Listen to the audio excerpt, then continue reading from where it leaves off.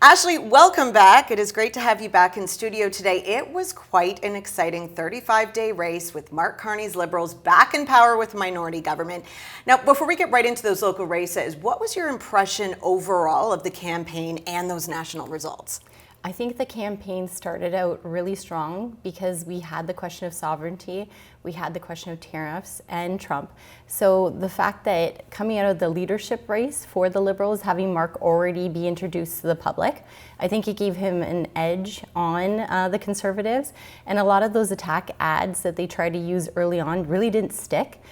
Because they tried to do, carbon tax Carney. He eliminated the carbon tax right away, right when he first was elected. So he tried to say, I'm an individual. You wanted to run against Trudeau. You've talked about why Trudeau shouldn't be prime minister for the last 2 years.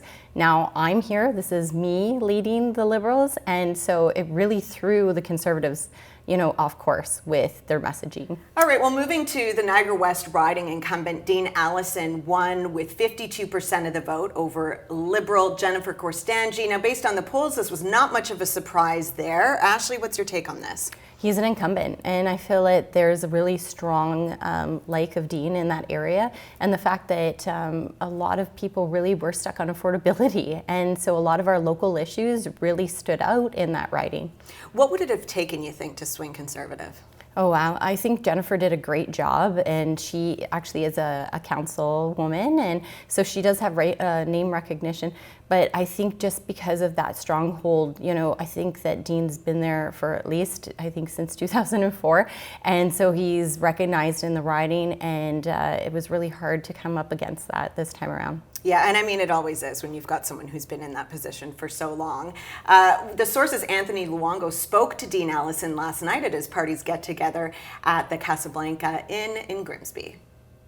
No change in Niagara West. Voters in Grimsby, Lincoln, West Lincoln, Waynfleet, and Pelham have given Dean Allison an 8th mandate. You never, ever take anything for granted. We worked hard. Our Liberal candidate worked hard as well, Jennifer. And so, we didn't have much of a showing from the NDP. So it made the race a whole lot tighter. But, it's really nice after you run a campaign for 5 weeks to finally have it all over with. Over 50% of the votes in the riding went to Allison. However, his party will remain in opposition, with the Liberals securing another minority government. Canadians have opted for a razor-thin minority government, a virtual tie in the vote count.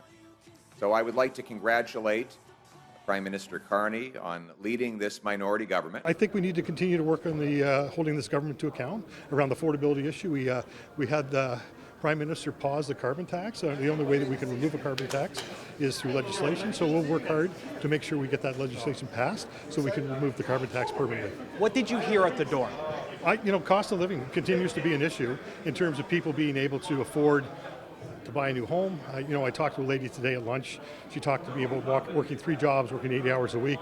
And she said, listen, I'm voting Conservative this time because I don't know if I'll ever be able to save enough money to have a house. And so I really believe that you guys could help with affordability. So I continue to hear all the time that, affordability is an issue. I know the polls were suggesting after the Trudeau resignation, they kind of went the other way for the Conservatives. What were the conversations like when that happened? Well, I think the concern was really around what was going on with the NDP.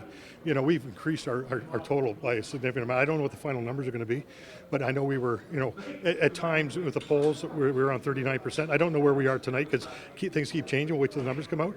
But the real concern was about the NDP not being able to perform, doing poorly, and as a result, where was that vote going to go? So that's made a lot of races very close, but you also see that it's also given us an opportunity to pick up a bunch of seats as well.